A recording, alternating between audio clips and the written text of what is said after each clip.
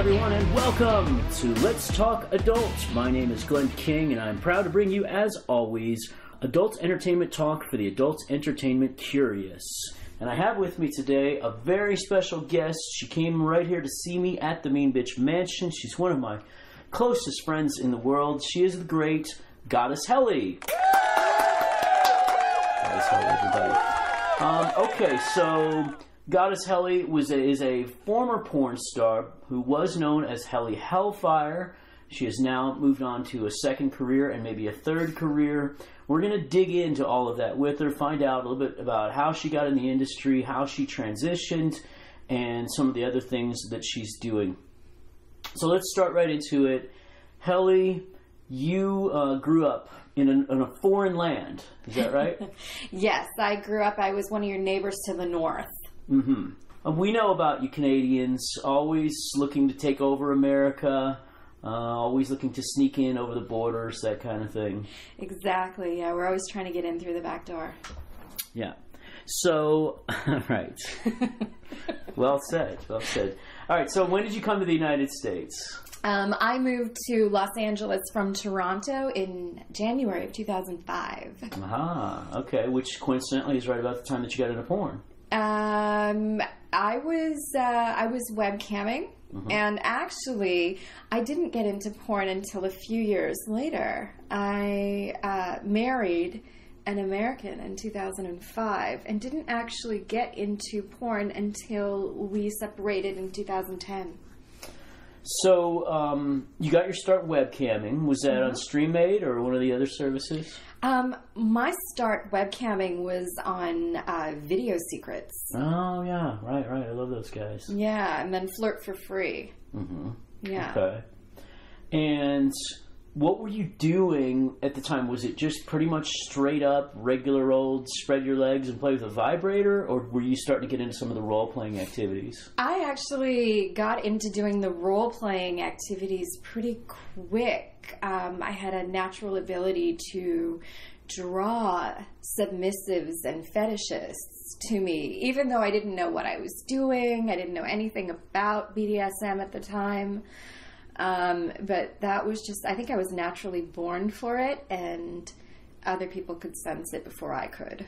There you go. Okay, so you were naturally drawn into it. You had big fake boobs and a Pamela Anderson type look, which was extraordinary and beautiful, as you still are today. Thank you. Did you get the boobs put in before you got in the industry or after? I had my first set of boobs put in when I was webcamming. You saw me the first time with my second set, and I put those in as soon as I started doing porn. Okay. Yes. All right, so how did the jump happen? You know, you started doing camming, you got the big boobs, you had the hot look going. Then how did you decide to start doing porn?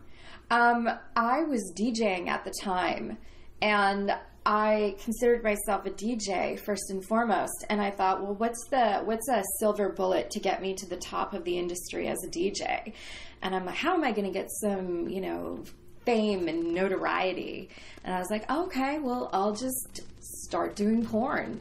And it worked. It helped my DJ career take off, but I didn't expect that my porn career was going to take off too. At some point down the road, you actually went on tour as a DJ with Brittany Andrews, right? Yes. We toured together to Japan. Nice. For the Hacienda Festival.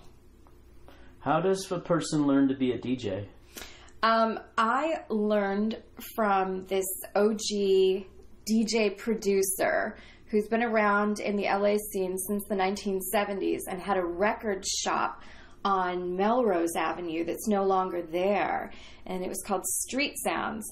And I'm so close with this guy today. He's like an uncle to me, but I would go to his record shop every day. I lived right down the street in West Hollywood. And I would just practice for 4 or 5 hours a day. Wow. Under his guidance. Yeah. Okay. Yeah. Yeah. And then you really developed into something special as a DJ. Yeah. And do you still do DJing today whenever you can? The last time I DJ'd was actually by accident on New Year's Eve. A house party I was throwing. We lost our DJ last minute. Okay. So I had to step up to the tables. Yeah. But before then, I hadn't DJ'd for close to 4 years. You know, when I retired from DJing, I sold my turntables. How did it feel to get back on the bicycle then on New Year's Eve? It was kind of fun. I needed a couple drinks first because I was a little nervous. But yeah, it was just like riding a bicycle.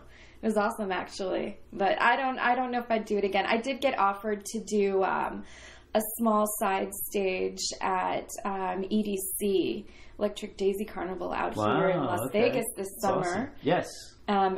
Yeah. And the connection for that is actually a connection through the BDSM community. So cool. Yeah. Okay. So you're going to do it?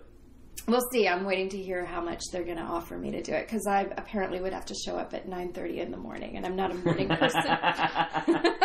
Okay, so they better pay double your normal rate if they expect you to be getting up early in the morning. And it is EDC. I mean, we'll see. I mean, that would be pretty prestigious to do it. That's cool. Okay. All right. Well, getting back through your history here. So you moved here from Canada, or you moved to the United States from Canada. You started webcamming for the different sites. Then you got into porn with the hopes of enhancing your brand as a DJ. What was it like doing porn sets for the first time then? I think the first time I was on a proper porn shoot was for Naughty America. And I was nervous, and I forgot, you're supposed to bring 2 pieces of ID. And I only had 1 piece of ID. And I was just, I don't know. I didn't have the right wardrobe.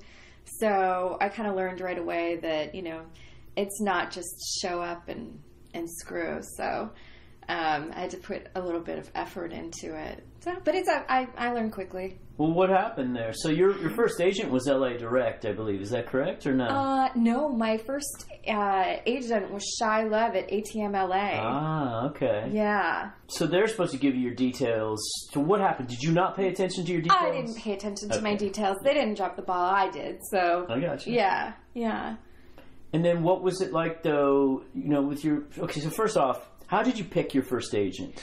I did a little research into the different agencies that are out there, and I thought ATM LA had the best website. And for my taste, I thought they had the prettiest, the prettiest performers. So I was like, I want to be part of them. Okay, this is a good choice, yeah. And then when you screwed up your first shoot like that, did Shy yell at you? Or I didn't screw it up. They let me use like an additional like a secondary form of ID. It was like a credit card or something like that. That's good. So and then I just ended up shooting my scene in the street clothes that I rolled in with. But I also had a background as a stripper, so I rolled in there with a bunch of stripper clothes. And it was supposed to be more of a girl next door look. So, yeah. You know what? When you look like you do, we producers can forgive a lot of stuff like that because we know you're going to make us money. Is what that comes down to. So I'm sure they weren't too upset about it. So for all you producers that listen to the show, the 2257 laws don't really specifically require 2 IDs. They really only require 1 government-issued ID. But the reason everybody wants 2 is in case first off, you never want to have somebody use a fake ID on you, so you get 2 of them, makes it harder for people to fake. But also, sometimes stuff happens when you make a copy of an ID, something gets blurred on it or whatever. Or you're taking pictures and the pictures don't come out or get blurred or you lose them. So 2 forms of IDs. It's just a backup. And some companies now require 3 forms of ID to have a backup to the backup. Yeah. All right. So that's what you did. You went to your first set at Naughty America. By the way, you're listening to Let's Talk Adult with Glenn King, and our guest today is Goddess Helly, whom you can find on Twitter as at Goddess Helly. There you go. GODDESSHELLY. All right, so you got on sets. Your agent started sending you all these great places. what did you think? Were you feeling like this was like easy for you, or was it somewhat of a challenge and struggle? No, actually, I really enjoyed it. At first, I found that I took to it really quickly, and I was able to perform better than I thought. And I started getting a lot of bookings with Brazzers and Naughty and Hustler. And that was the year that I ended up doing This Ain't Lady Gaga. And I got nominated for Best Actress in a Feature Film for Avian and XBiz that year. Wow, that's really cool. And what was the Lady Gaga thing? Oh, it was a Hustler feature. Axel Braun did it, and it was called This Ain't Lady Gaga, XXX. Wow, and you played Lady Gaga? Yeah. Oh, that's great. So that's a huge thing in our industry, getting the lead in an Axel Braun film, but people have told us on this podcast that working on an Axel Braun set can be quite challenging. The hours are very long. Yeah. Yeah. So, like, give us an example of a day on an Axel Braun set. I remember doing 3 scenes in one day. I had like 3 major wardrobe and makeup changes. I think I showed up on set at 9 o'clock in the morning, and I was there until 3:30 in the morning the next day. Yeah. A lot of people have walked off Axel Braun sets. You know, and it was 3 days in a row like that. Wow. Yeah. It's kind of common. And, you know, this really isn't that uncommon for mainstream films. You know, I've worked on a lot of mainstream sets before, and they start really early and they work very late in a lot of cases because they're trying to get through a lot of pages of dialogue in a short amount of time. But Axel is kind of famous for keeping people a long time, and it just being a lot more challenging than a normal set. Axel, who is renowned as one of the great directors in the business, what did he do before each scene with you? Did he give you a speech about what he was looking for in the scene? Did he help you understand the dialogue? Yeah, he did. He was really good that way. And also, I had to learn these parody songs. So, you know, he would, you know, take a few minutes out before the scene and play me this song that he wrote, and was sung to be like a Lady Gaga song. It was like a parody off of like Telephone. That's the one I remember. And I learned the lyrics, you know, maybe 20 minutes before we shot the scene, and then I had to lip sync them on so you time. You didn't actually sing and dance. Why didn't you sing? What happened? He had him pre-recorded with somebody's voice who sounded like Lady Gaga. Oh, I see. That is a tough voice to do, sure. It's one thing to be a great singer, but to do Lady Gaga is pretty tough. Yeah. So I did all the dance choreography for that movie. And did he stay on set then and direct you, or did he actually have an AD that did the cut action type stuff? I honestly don't remember. Okay. It was a while ago. I gotcha. Yeah. Okay, so that was your first sort of run at things, but then you switched agents. I think you ended up at LA Direct, right? Yeah, I was with ATM LA for about a year, and then I went over to LA Direct for 6 months, and that's when I booked you. Yeah, that's when you booked me for my first proper femdom site. So at this point, though, I'm guessing you had done some fetishes from webcam shows, so it wasn't a total shock to you to get booked for a femdom scene. No, and I was actually in a femdom relationship at the time, and I didn't even realize it. It had just kind of developed that way. But, you know, I look back on it now, and at the time, like, I had a live-in sub. Okay. Explain, please. Yeah. So, I had a submissive boyfriend that I had living in my apartment, and we were very much engaged in a dom sub relationship. And throughout the course of our relationship, I mean, he entered it, you know, looking very much like a man. And throughout the 2 years we were together, he morphed into a tranny. Transgender. More like a heavy cross-dresser. Okay. Yeah, so by the time I ended the relationship, he was going out of the house dressed in a skirt and a scarf and little tank top, long hair and red lipstick and black eyeliner. He looked like a little tart leaving the house every day to go to work.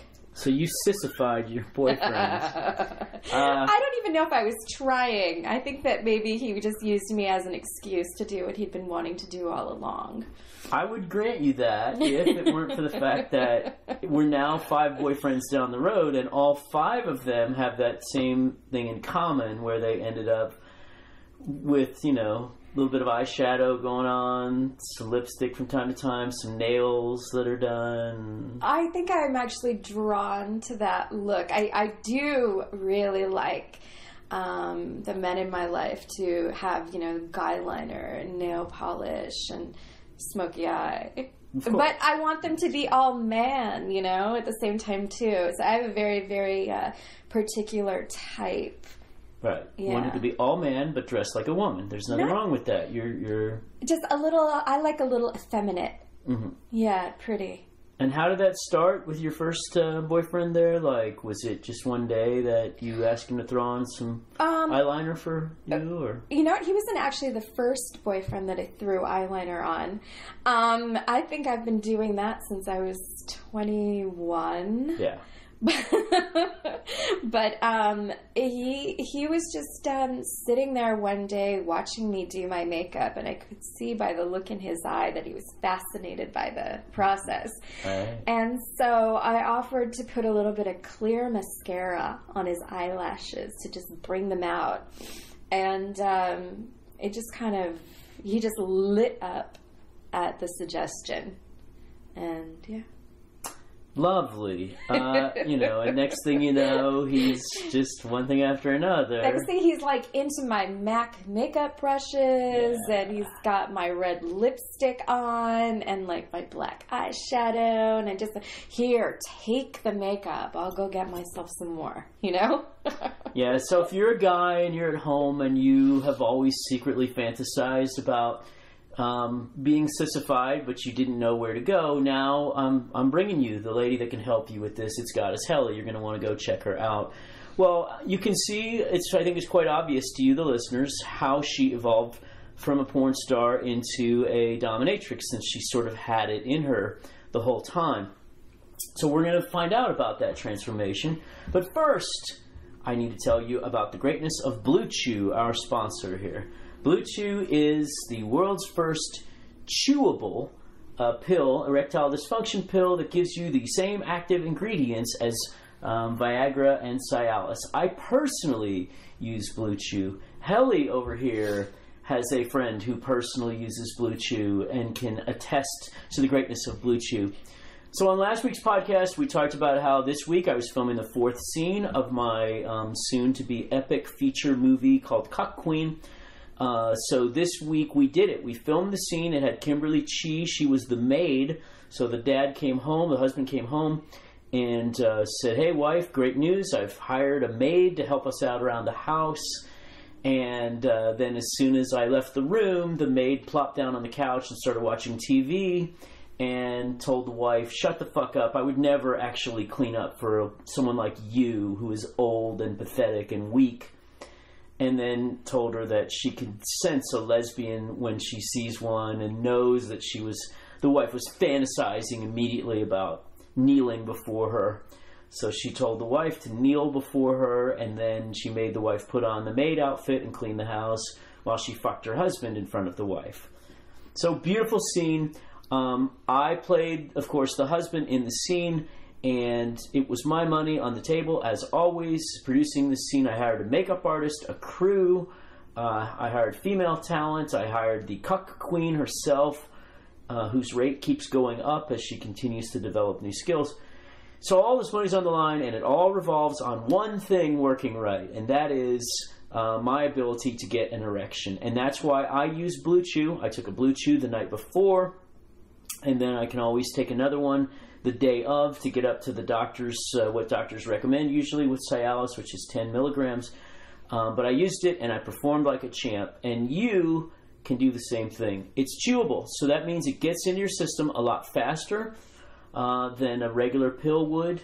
You also do not have to go to your pharmacy to pick this up. You do not have to go through the embarrassment of standing in line and then having them yell really loud for you that, hey, did you need to talk about the side effects of Cialis that you probably need? So you don't have to go through all that with Blue Chew. You're just going to go to their website, which is www.bluechew.com, and you're going to type in a little box that I need help getting erections, and a doctor is going to review your little thing that you typed in, prescribe the pills for you, and then they're going to get sent right to your home in a discreet package, and then it tastes like Pez, like it's kind of a cherry flavor type thing. It's delicious.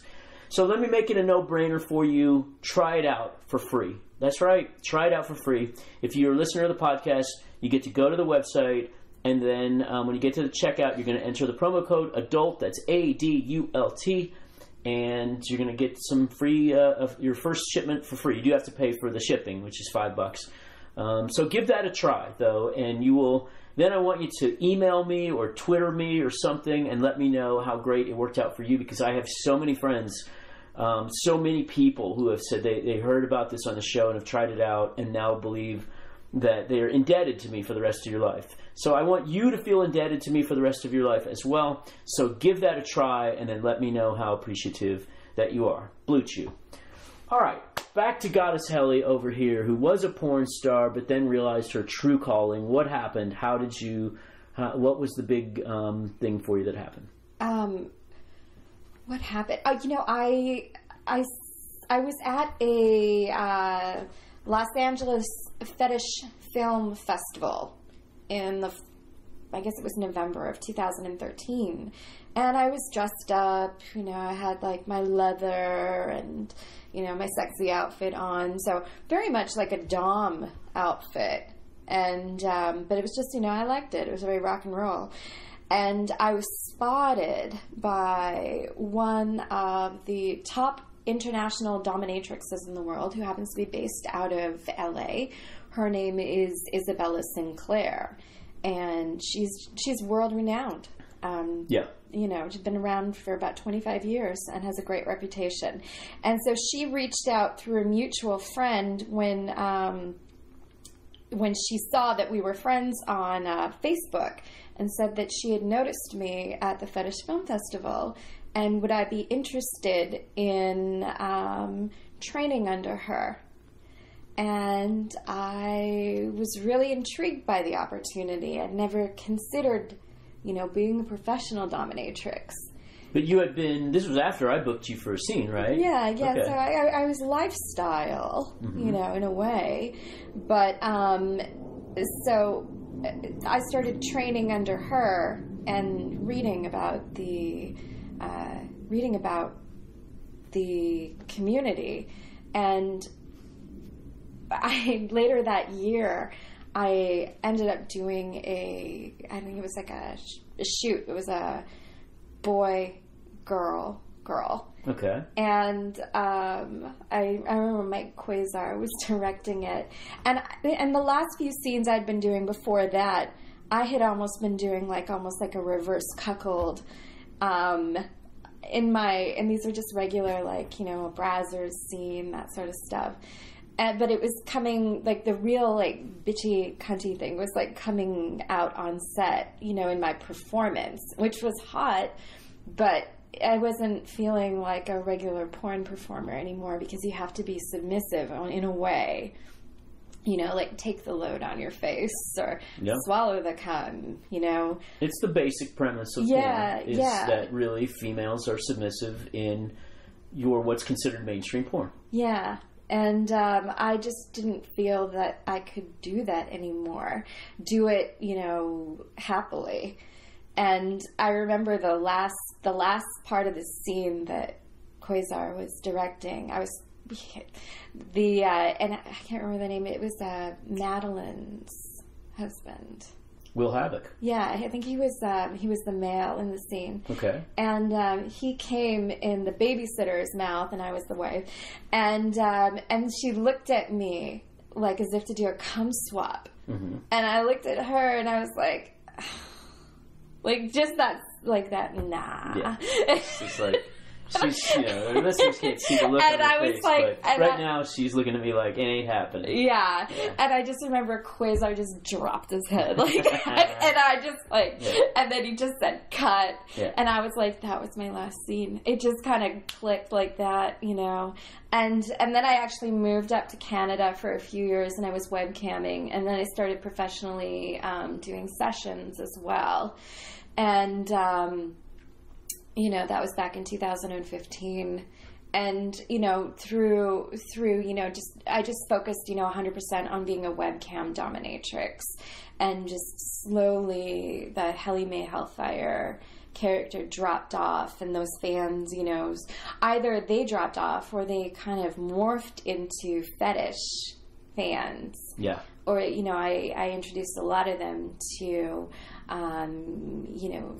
the DS aspect of sex, through introducing them to something as simple as doing jerk-off instructions. Yeah. And just having that kind of progress to cum-eating instructions, to strap-on worship, to forced buy, to cuckolding. It kind of just sort of goes on its own path depending on the person. Yeah, definitely. Yeah.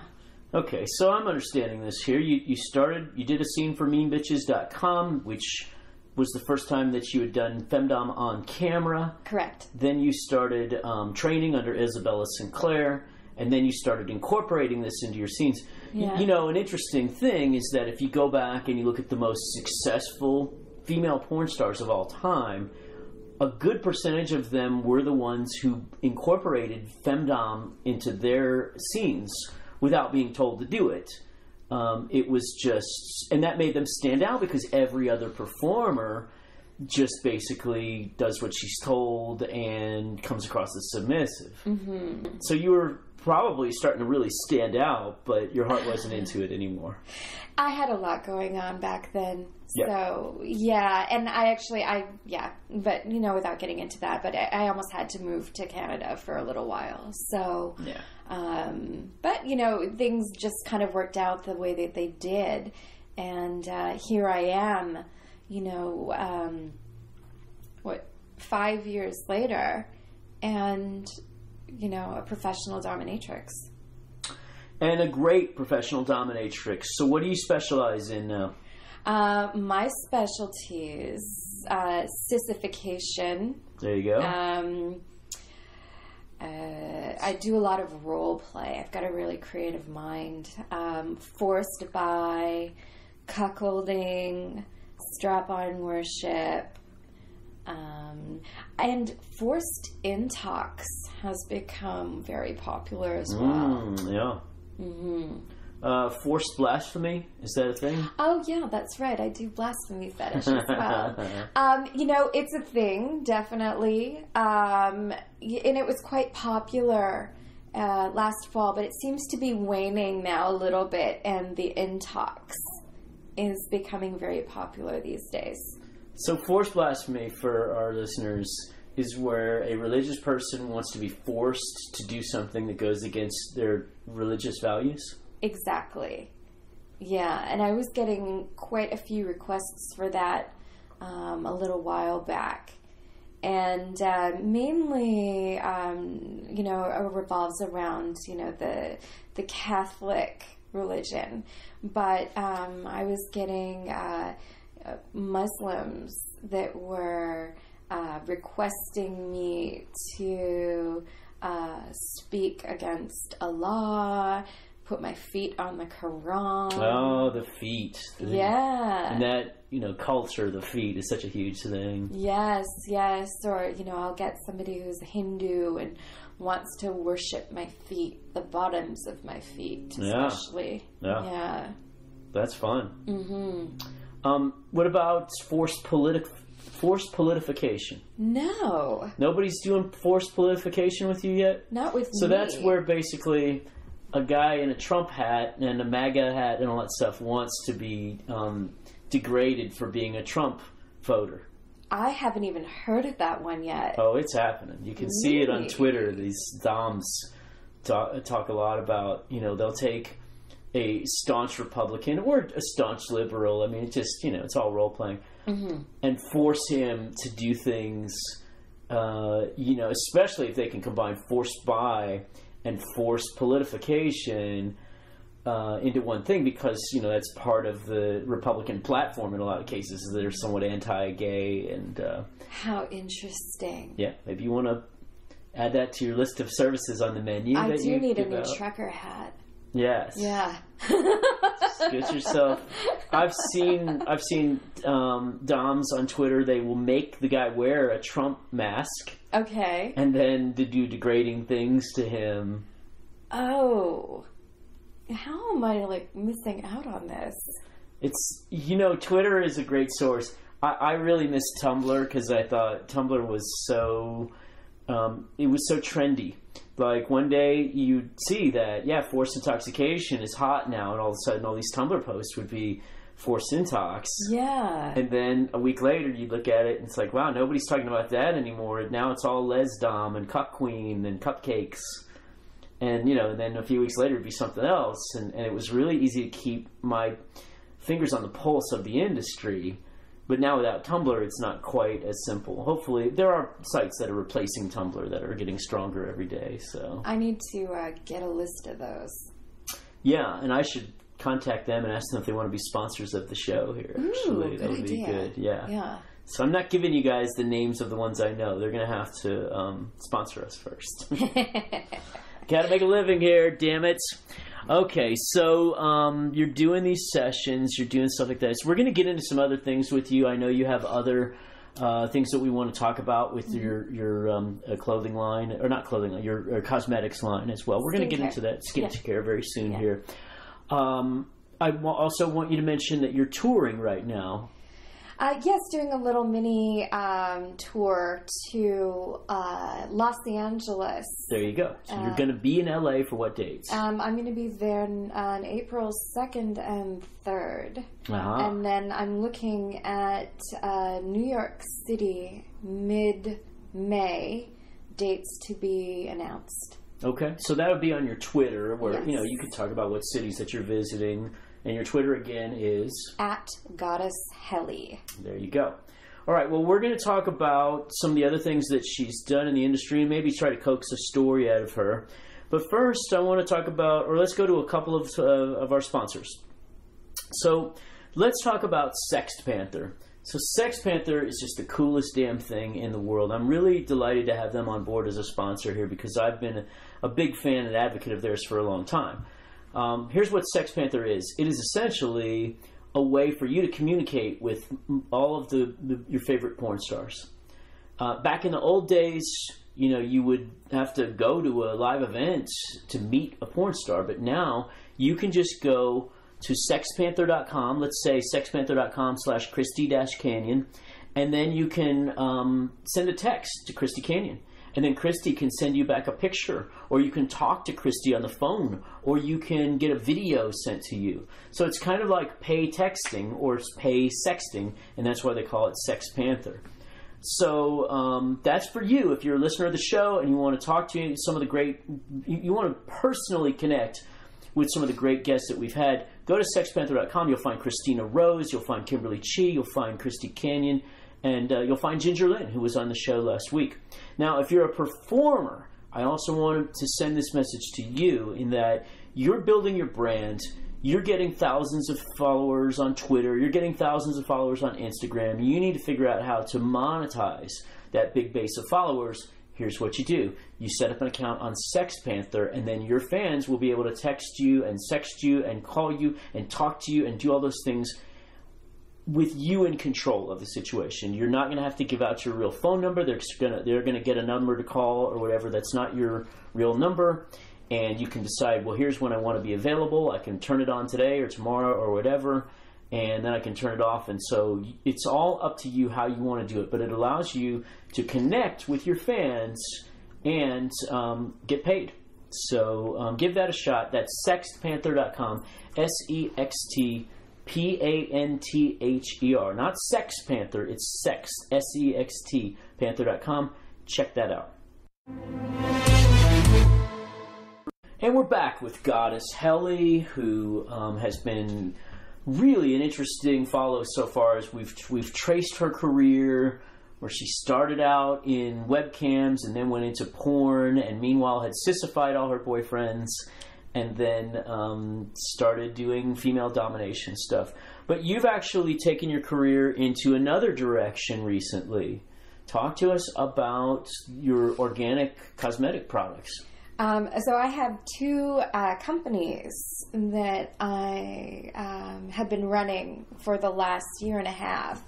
The first one is an organic airbrush tanning company, and I have that here in Las Vegas, and I do in-studio and mobile appointments, and some of the local adult performers are clients, so... Including? Avenatti, Glenn. There you go. So I'm actually a customer of her mobile tanning service. If you see me in any of my videos and you're wondering how I'm so tan in the middle of the winter time, this is how I'm doing it. No tan lines. And no tan lines. Yeah. So that's a growing company out here, and this is kind of the one of the best places I think in the world to have a airbrush tanning company. Especially with pool party season coming up, and all the strip clubs, and all the adult actresses that are moving out here. So yeah, if you're a stripper in Vegas or you're a porn star in Vegas, you need to know Goddess Helly over here. She'll come to your place and spray you, and you'll have no tan lines, and you'll be looking hot. Yeah, and it develops in as little as 1 hour. So if you need to be tanned and you don't have a whole lot of time before you've got to be somewhere, this is the perfect stuff for you. So what's different about your spray tanning, which is organic, than the stuff that I would be paying if I went to a spray tanning place? Well, it is organic. It's healthier. It's chemical free. It's oil free. So if you've got sensitive skin or lots of allergies, it's not going to make you have a reaction, and it just looks better. The color is better. It just looks more natural. It smells a lot less strong, and too. and you're not going to walk away smelling like miso soup after. So if you got an appointment to go to in a couple hours, you need to look tanned right away. You can shower off before you got to go to that appointment.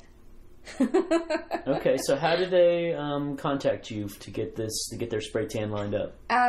You can actually contact me on Instagram through that, because I've got that airbrush tanning company merged with my skincare line, which is called Apotheca Borealis. And that is you're going to have to spell that. Yeah. Yeah. So that's APOTHECABOREALIS. And that is a natural skincare company that I created while I was living in Canada and dealing with a whole bunch of health issues resulting from the last round of breast implants that I had, which I've since taken out. But they caused all kinds of havoc on my body. So one of those things was, it made me really super sensitive to chemicals. So I created this natural skincare line, and it just kind of took off. It was just recently in British Vogue. It's been in the last 2 issues of that, actually. And it's getting a good following here in Las Vegas. And it already has a good following in Canada. So I'm wearing many hats right now, but they're all fabulous.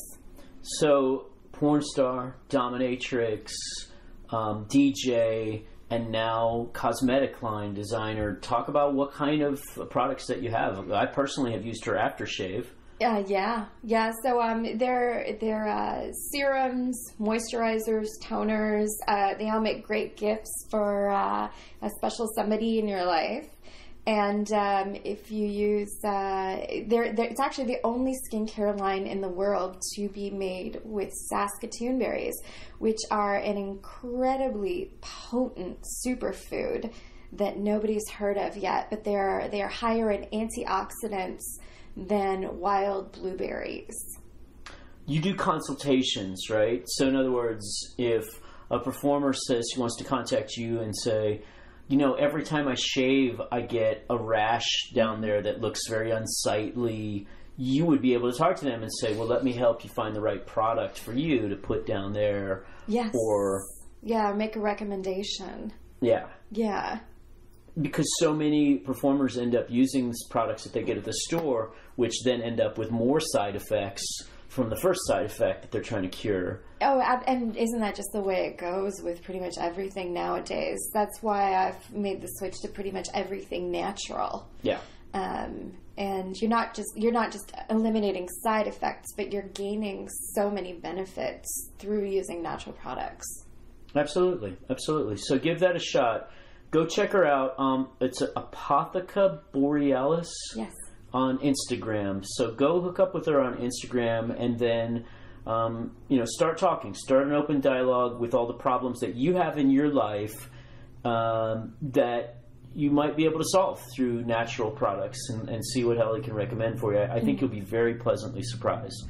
So let's wrap this up by going to some fun areas here. Talked about, what was your most fun experience on set that you did when you were doing the porn movies? Oh, I had a lot, you know. I mean, my experience in the adult industry was very positive. I mean, I really enjoyed being on the Mean Bitches sets because that was always something that was, different from the norm. I think I remember the first one really well. And you were teaching me, what face sitting is. Ah, yes. It was Femdom Ass Worship. I think it was Femdom Ass Worship 10. Ah, good. And, And I remember because Brookhaven was on that set as well as part of your crew. Yeah, she was my production manager. She's a good friend of mine. So that was a really fun day. So she probably contacted you before that day and said, "You're going to work for my friend Glenn," and told you a little bit about what to expect, or no? And I feel like I had just done her radio show just briefly before that as well. But that makes a lot of sense because she would often have somebody come on her show and then say, "Hey, Glenn, you should really check out so and so. She's amazing." And I spoke to her about being a dom a little bit or whatever. Yeah, she's great. Yeah. So, what about your weirdest dom session that you've had then? Because I know when we were doing the cam shows out of my dungeon studio in Los Angeles, I could tell you some crazy stuff of guys wanting to smash their balls with anvils. Or wanting to have gay sex while the dom watches and commands them to do things to each other. Okay, I have several long-term sissies that I've had, with me for about going on 6 years, some of them. And sissy relationships can be pretty intense. A lot of the time they will have, wives or girlfriends, fiancés that have no clue that this is what their partner is into. So the fact that they're having, these genuine moments, revealing such a private part of their personality, to me, can be very bonding.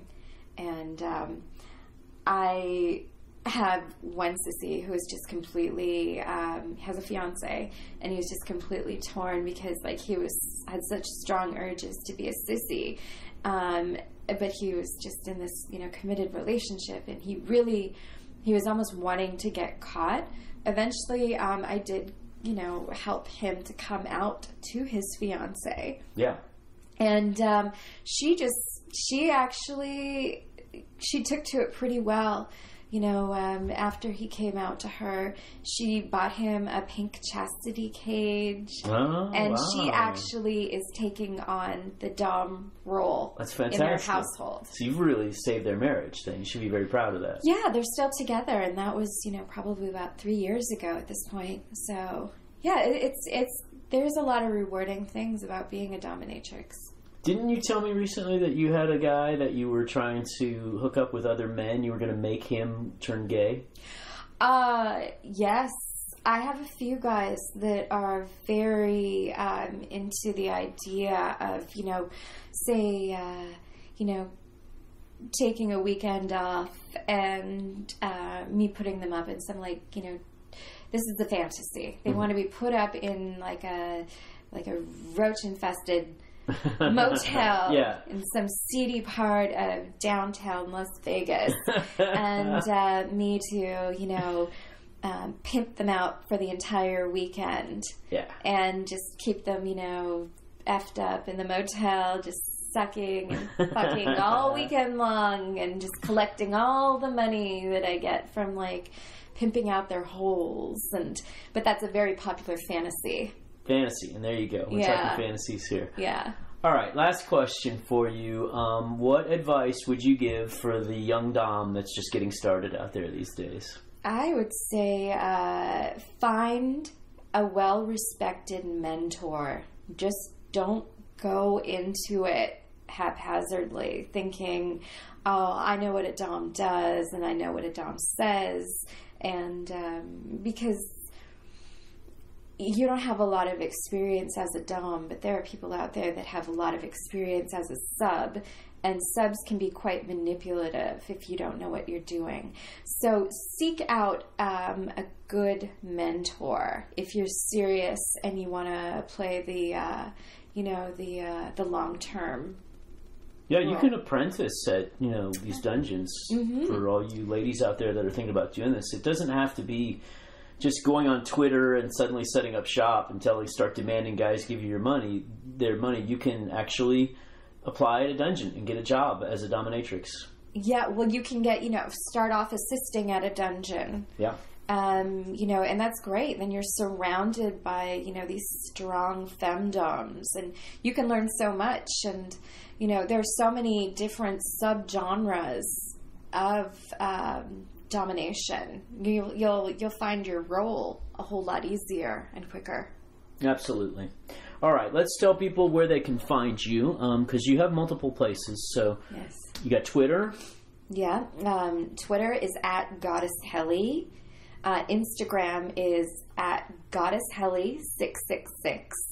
And if you're interested in the spray tanning, organic spray tanning, or the natural skincare line, apothecaborealis.com. And if you want $5 off your first order, add promo code Alchemy. Alchemy, that's ALCHEMY. Yes. There you go. You also do live cam shows, so people need to go check you out there. Yeah, if you're interested in a live cam show, message me. You can message me directly at goddesshelly@protonmail.com to set up a Skype show. And if you're already on the Streammate platform, it's goddesshelly.cammodels.com. Yeah, also, if you look at my Twitter, GlennKingXXX, I sometimes put up little advertisements for her, so you can go click on that link and sign up and enjoy her shows. Well, there you go. That's a great talk with Goddess Helly. Now, I have a request for you, my listeners, which is, I want you to do me a favor, and that is to go on the podcast, wherever you get the podcast, and subscribe. Whether it's iTunes or Google Play or YouTube or Spotify, or Spreaker, or iHeartRadio, or TuneIn, or anywhere else that I don't even know about, hit the subscribe button. I don't even care if you listen to the show. Just subscribe, because that's how we get judged by advertisers and such, is by the number of subscribers. So get on there, especially on iTunes, and get subscribed to the show. So there you go. We thank you so much for listening to another great episode of Let's Talk Adults with Goddess Helly.